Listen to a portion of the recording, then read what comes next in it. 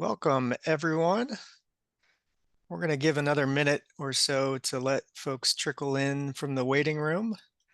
Welcome. Good morning, good afternoon, good evening, depending on your time zone. We'll get started in about 1 minute.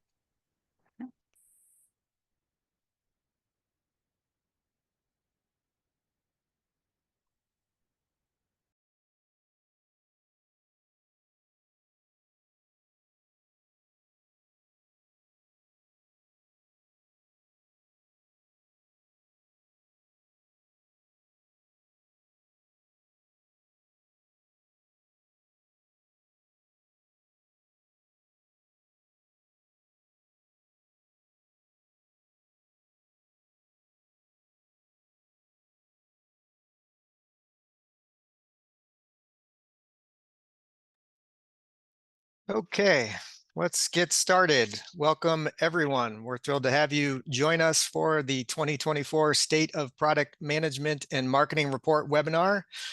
This highly anticipated report provides a data-driven look into the trends shaping our industry, and today we're going to unpack those findings for you. My name is Matt Wilkinson. I'm the Vice President of Marketing here at Pragmatic Institute, and I am joined by my colleague, Erica, Director of Product and Instructional Design. Together, we're going to discuss how these insights will help you thrive in a rapidly evolving landscape. Few housekeeping items to go over. The best way to interact with us during the session is via the chat box below. You can select everyone from the drop-down, and it's the best place to talk with other participants and us during the session. But if you have a question, be sure to put that in the Q&A box. We're going to have a designated Q&A session at the end of this. We'll save many of those questions for us at the tail end.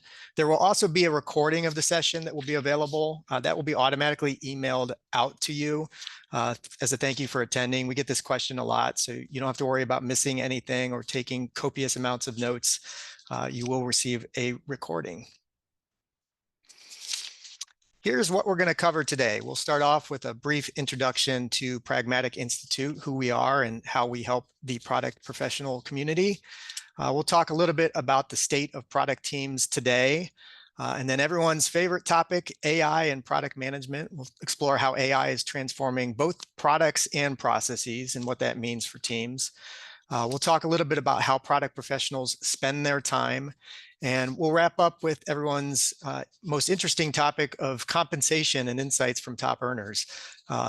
Specifically, we're going to look at how compensation aligns with both experience, education, and the impact to strategy. And as I mentioned, we'll save some time at the end for questions and answers to hear your perspectives as well. First, a little bit about Pragmatic Institute. We've been around for decades, helping product and marketing teams align and deliver results. We have over 250,000 alumni across 10,000 plus companies. Erica, that's kind of a big deal, right? Yeah, absolutely. And I think one of the most important things is for us to remember it's just not about a number. The reason that we've been so successful is our framework. It's what really sets us apart as a product organization. It's that practical, proven system for teams all the way from startups, all the way up to enterprises to get aligned and focused on solving those real market problems.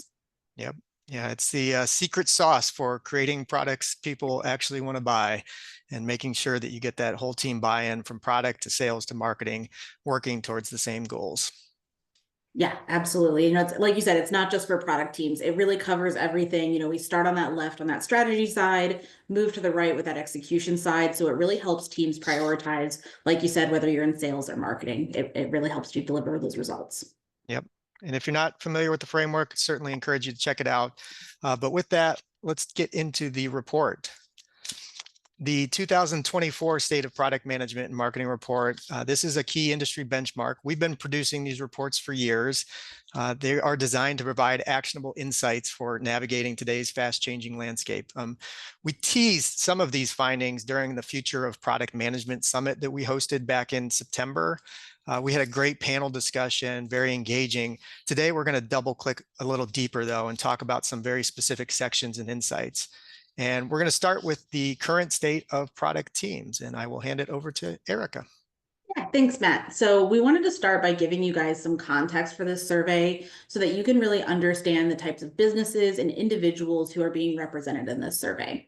If we start by looking at those individuals, we saw that the majority of our respondents were individual contributors.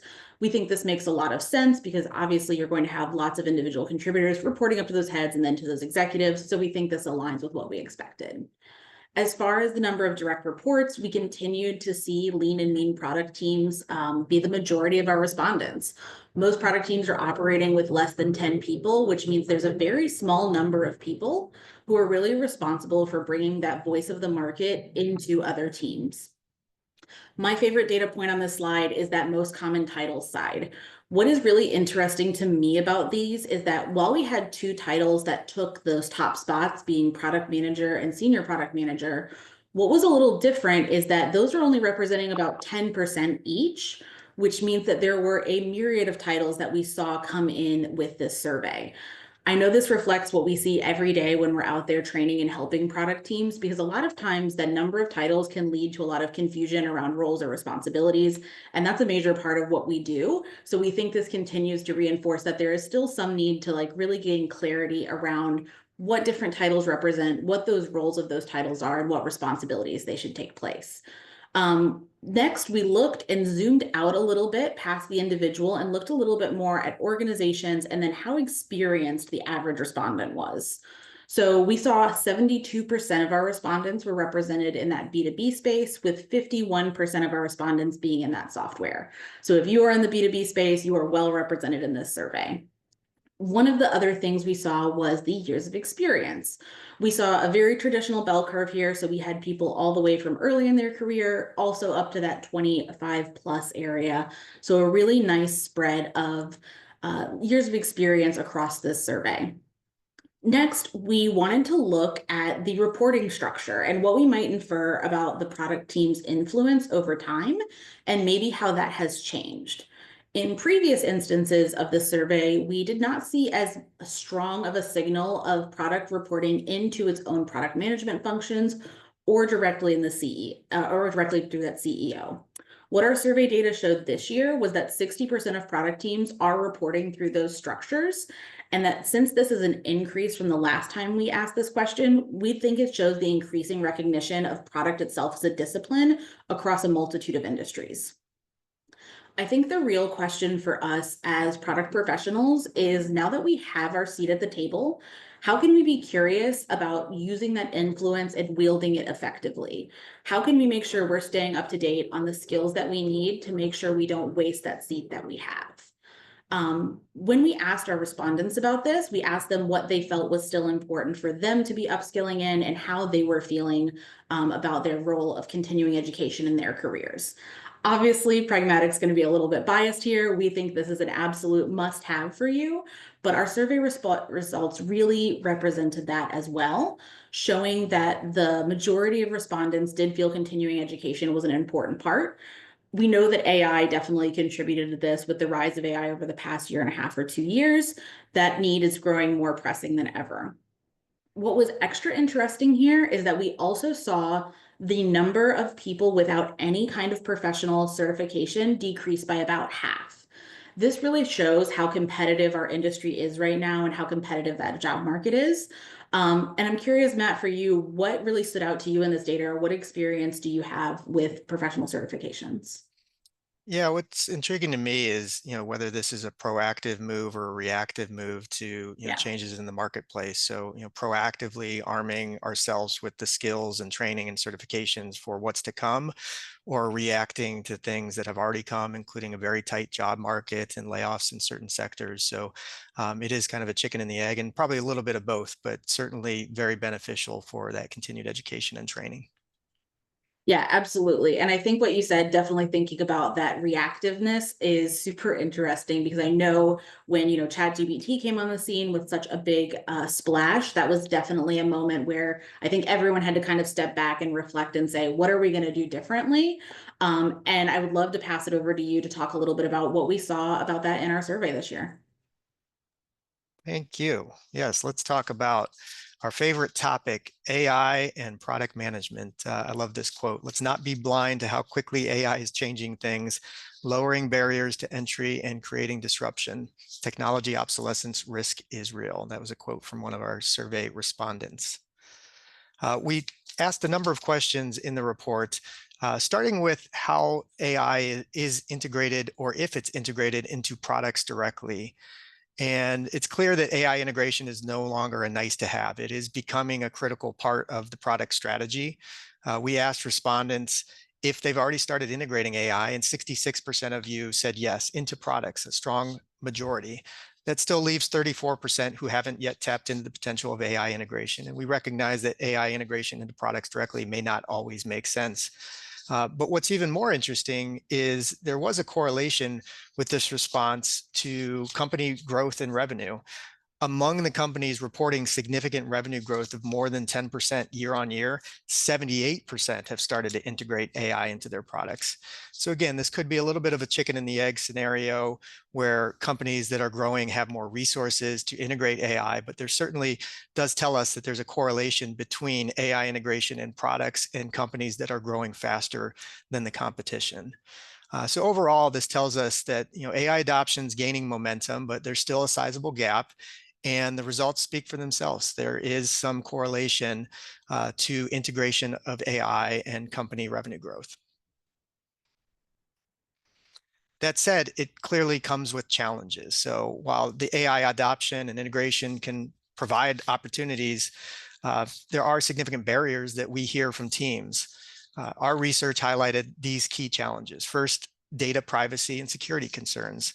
66% of you noted that this remains the biggest roadblock to AI integration. It's no surprise given the sensitivity that we see in the data and the growing regulatory pressures that we're seeing both here in the States and globally. Second, there's a skills gap. 59% of teams lack the AI expertise needed to fully leverage potential.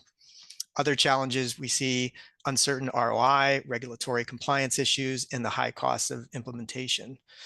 So while the path to AI integration is challenging, it's not impossible. These are all overcomable. The right strategies, resources, building team expertise, investing in training, certifications, prioritizing scalable solutions.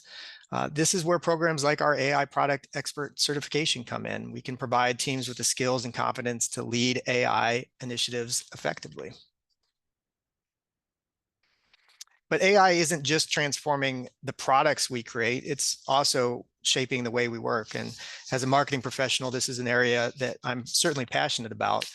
When we asked whether teams are integrating AI into their processes, 66% said yes. So a clear indication again that AI is becoming a foundational tool for how teams operate. So what are teams actually using AI for? The most common applications that we saw in the response include administrative tasks and descriptive tasks. These are time-consuming activities that AI and generative AI and tools like ChatGPT and Gemini are perfectly suited to handle. This frees up team bandwidth and allows teams to spend more time on higher value strategic work. Beyond that, we see AI being used for data analysis and more strategic tasks like competitive analysis, and even 35% say optimizing features. While specialized applications like testing or predictive tasks, these are still emerging. These represent future growth areas and exciting areas in the future that AI can assist with. The key takeaway here is that teams are leveraging AI to work smarter, not harder. And by integrating AI into processes, they're creating efficiencies and opening up space for more creative and strategic thinking. Erica, I'd certainly welcome your input. Anything that stood out to you in our AI analysis?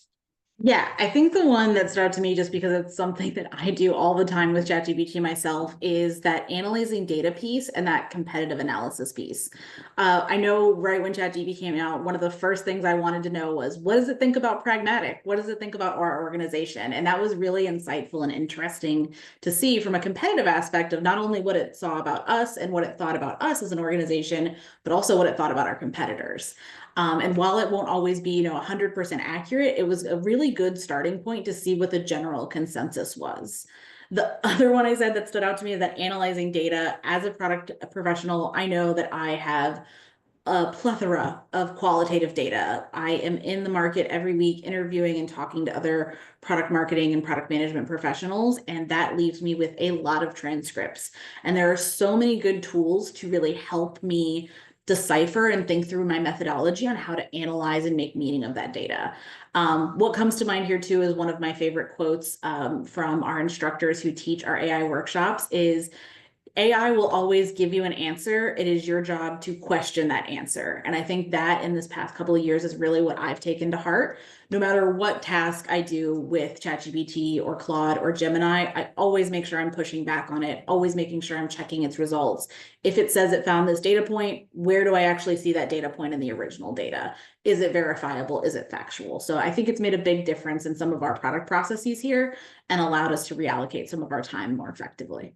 Yeah, great points. And it is becoming easier to do that directly in the tools. I know Yeah. tools like ChatGPT are now starting to source better in some of the latest models and make it more accurate where information is sourced from. That's certainly something that we're keeping an eye on. This is a great segue into how product professionals spend their time. I'll turn it back over to you, Erica. Yeah, absolutely. So we wanted to dive in and really understand what product professionals are spending their time on. So the high level question we started with was, what percentage of your time are you spending on tactical activities versus what percentage of your time are you spending on those strategic activities? This year, we saw approximately a 70-30 split. The first thing I really want to acknowledge with this is that there is never going to be a reality where that tactical number is 0%.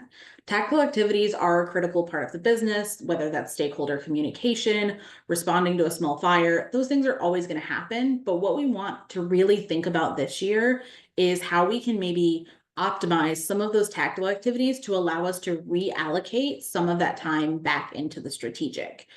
Like we just talked about with AI, that can definitely be one way to save a lot of time and move some of that tactical time into a smaller section. The other thing that we've seen a lot of this year is organizations utilizing product operations to optimize their product processes and spend less time on those tactical activities. So if I'm working across multiple product teams and product team A is collecting data and answering questions in a certain way, is product team B doing that same thing?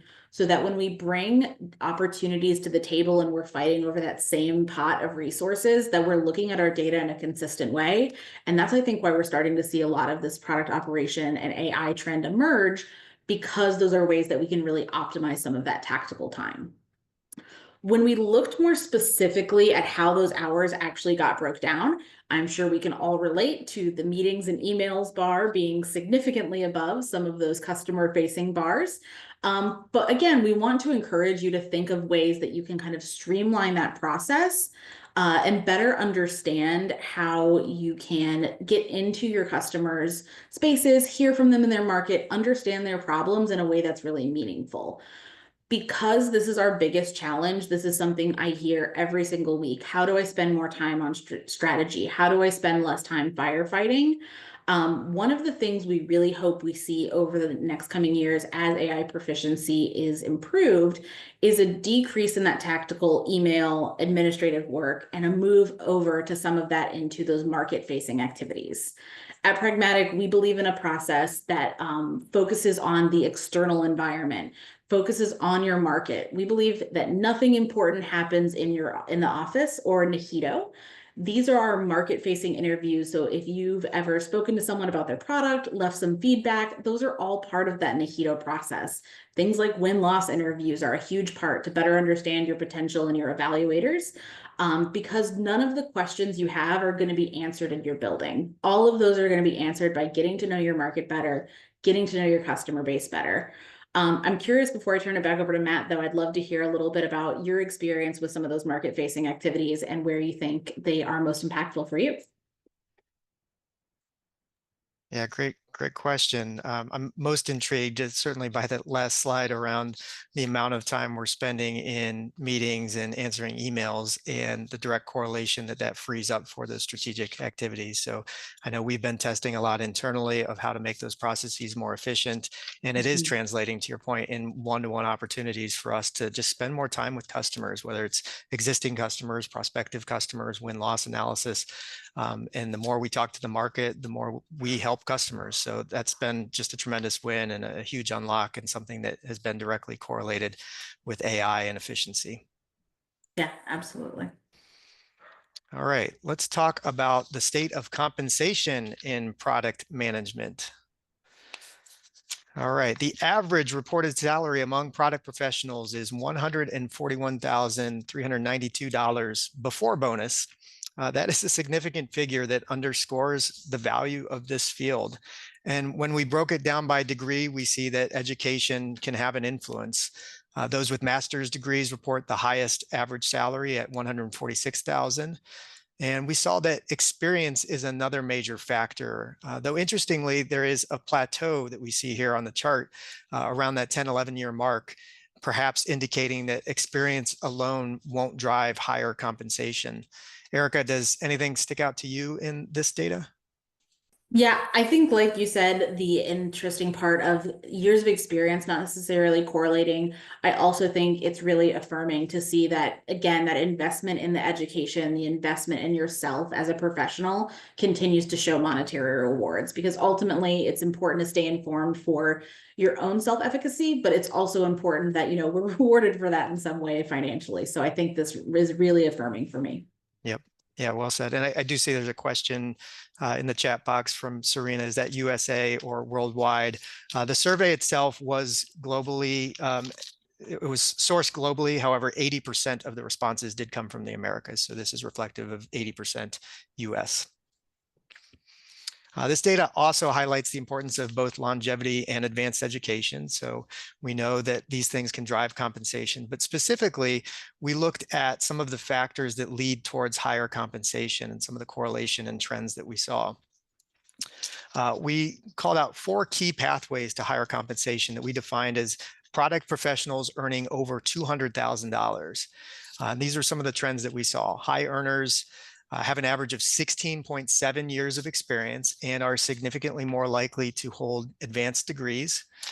Company size and work hours. 67% of the top earners work in large companies of more than 1,000 employees, but they also report longer work weeks. The average work week for these individuals was 49 hours.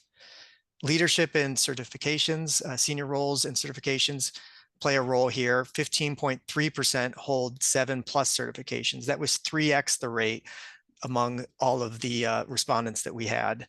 And then strategic focus. So Erica talked a little bit more about that 60-70 split. We do see that high earners spend more time on strategic work and decision making. Erica, anything that stuck out to you in our compensation trends?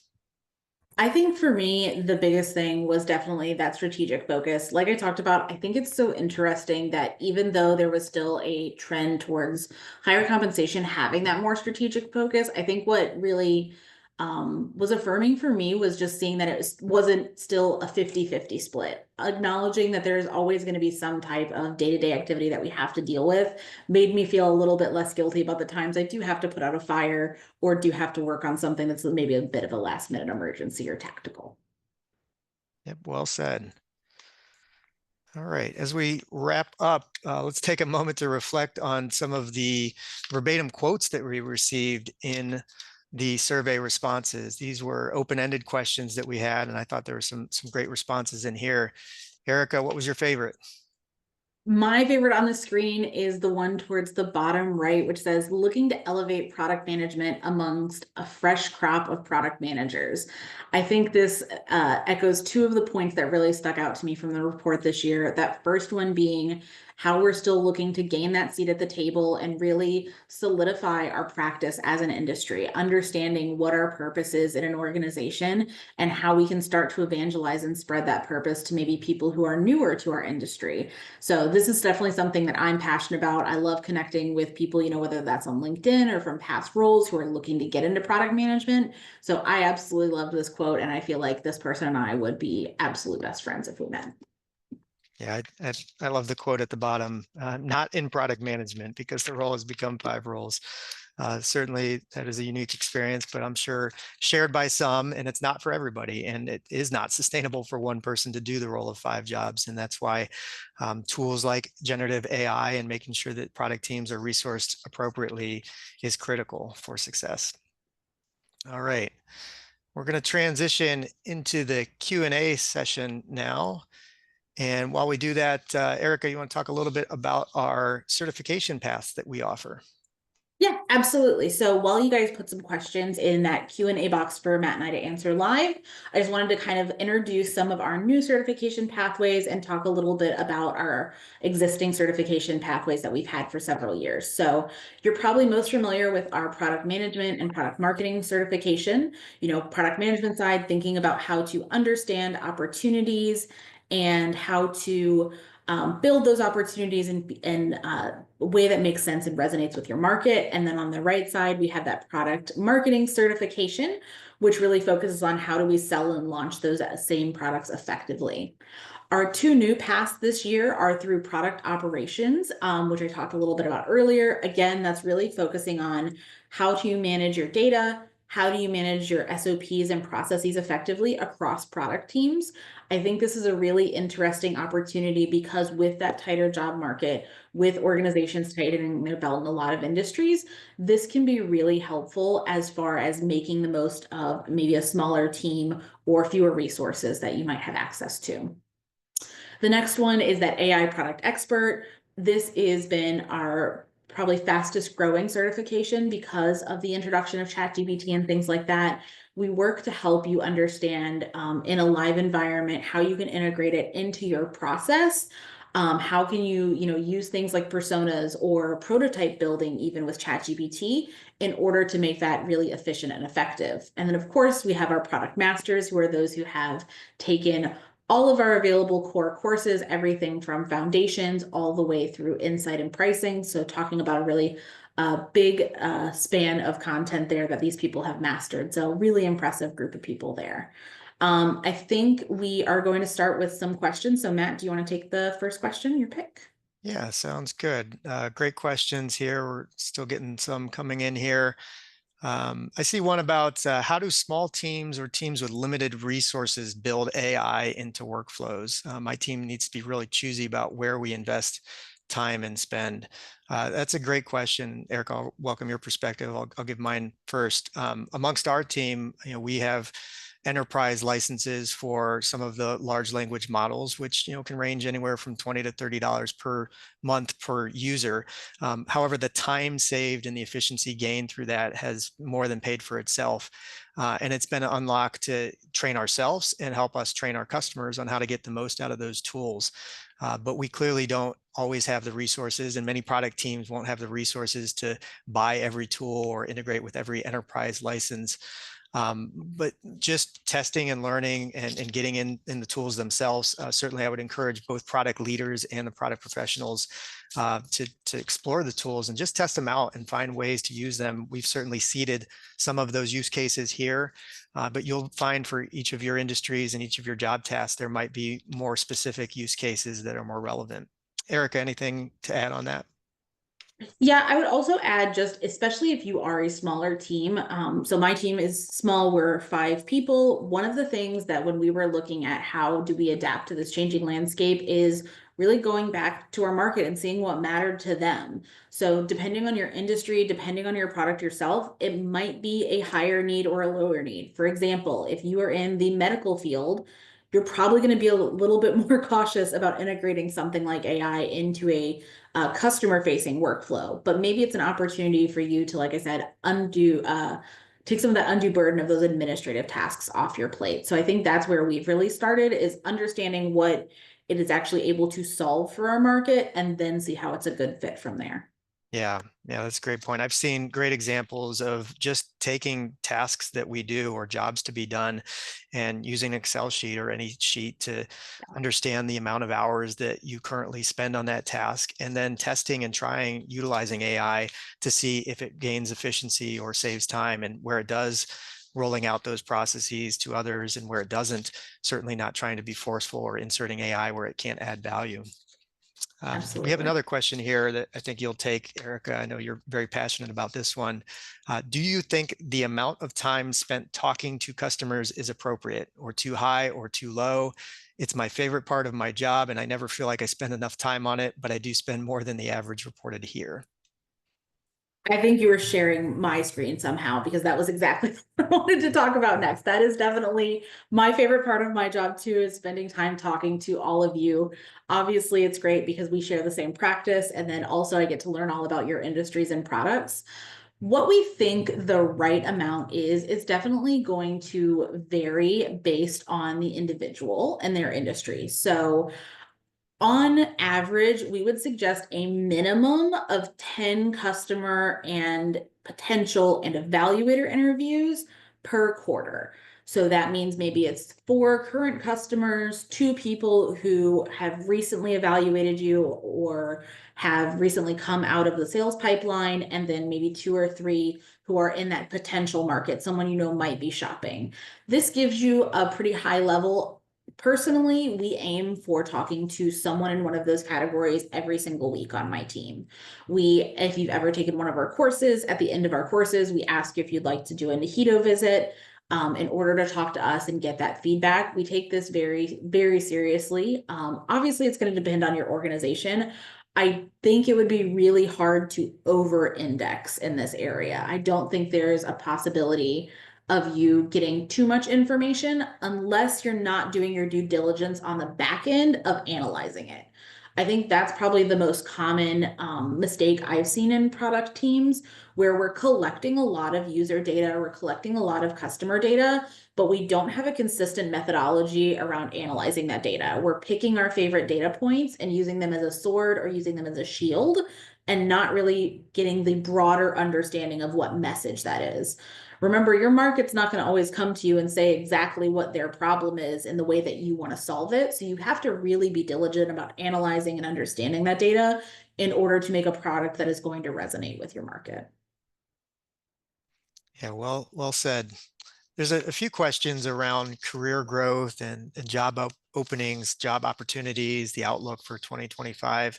Eric, I'd be interested to hear your perspective on, what's happening in the industry, what's happening in the job market. Certainly, from what I'm seeing, it takes fewer people to do the same amount of work that it did a year ago, and that trend is unlikely to reverse. So it is increasingly more important to differentiate yourself and your teams with the right skills, with the right training, with the right education. But the reality is, what used to take 5 people may only take 3 in the future. And that's been a trend in many industries, even before AI, as tools and opportunities and resources become more widely available and accessible to teams. Certainly, AI has accelerated that curve.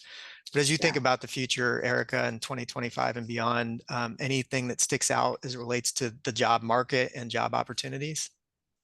I think for me, it goes back to AI a lot of the times. The AI that we are working with today is the least advanced AI we will ever use. It is only going to continue to accelerate. I know even for us internally, thinking about those AI workshops, those have to be updated at such a regular cadence in order to keep up with OpenAI and those things. It has definitely pressed the gas pedal on our team to figure out how we can be more efficient and making sure the content in those workshops is as updated and current as possible, which I know then kind of spurred me to make sure that I was getting that complete understanding, pros, cons, understanding the risks that we talked about in the survey earlier. So I think that we're only going to continue in the direction at a more accelerated pace that we're already going. Yep. Yeah, AI is certainly table stakes. I would add that just simply using it to get through a job interview or fill out resumes. Again, yes, Chat GPT and generative AI can help in those areas, but it's really the mastery of it and understanding how to use it and to make your teams better that a lot of job seekers and job hosters will be looking for, and companies will be hiring those that can leverage those to the fullest potential. So again, it's not just Yeah. about securing the job, it's how you're applying that. Whether you take our training or other training, there's plenty out there to help you master these tools and use it for your day to day too. I do encourage using it personally. That can be a great way to spark ideas of how it might be applied professionally. And again, it just instills that confidence in those use cases of getting comfortable and the responses and the prompt engineering and the back and forth that comes with that. Erica, any questions in the Q&A that you would like to cover? I feel like there's a couple focused around, compensation in the job market today. The first thing I would say is to definitely encourage you guys to hang around at the end. We'll give you a QR code to download the full report, and there's definitely more detail in there. But I think the overall state where we are at right now is that hiring is definitely a longer process than it has been in the past. It's taking a longer time. There are more interviews, there are more steps in place. So it's taking the time between jobs a lot longer. I think the other thing that we've seen pretty consistently is for those who are not continuing to increase and improve their own knowledge are consistently falling behind because, compared to 20 years ago, things are changing so quickly. So it's really about if you are not staying up to date on a yearly or sometimes it feels like even a monthly basis, that you can very quickly fall behind and start being that lagging individual. So I think the biggest thing I would encourage you to do is whether it's through an official course or whether it's through independent study and work on your own, to make sure that you're going out into the world and really seeking that information to find and uncover those skill gaps that you might have. Yep, well said, and a great example in the chat. It took 4 months and 4 interviews to get my current Yeah. position. So that's very commonplace, and we're seeing more and more of that. A good segue and softball to whoever asked this question is our next webinar on December 19th, Successfully Hiring and Getting Hired, Common Goal, Two Perspectives. We'd encourage you to sign up and join us for that as well. And as Erica mentioned, you can download the full report. We will be sending out a recording of this webinar as well. And as a marketer, it certainly behooves me to share our Cyber Week is extended until December 7th. So we ran a Cyber Week offer, and due to strong demand and the timing of this webinar, we decided to extend that through the end of the week. You can use code CYBER15 for 15% off of our Foundations course. Erica, any closing words? I think the biggest thing for me is I hope that you guys all take the time to download the report and really dig in. There's a lot of interesting data. Obviously, Matt and I did not cover every single data piece. And then I would also encourage you, if you are a pragmatic alumni, to get into the pack and continue that discussion, because that is where those most powerful learning experiences are going to happen. I know that even myself going into the pack, I get a lot of great feedback from our peers and seeing others who are in our industry to generate some of those ideas and really get some of that uh, ideation juices flowing is a really great spot for me. And this I know has been a hot discussion there recently. Agreed. Well, thank you everyone for joining us. We appreciate the time. We look forward to seeing you on our next webinar. Thanks for the great engagement, great questions, and we'll see you next time. Have a great rest of your day. Thank you. Thank you.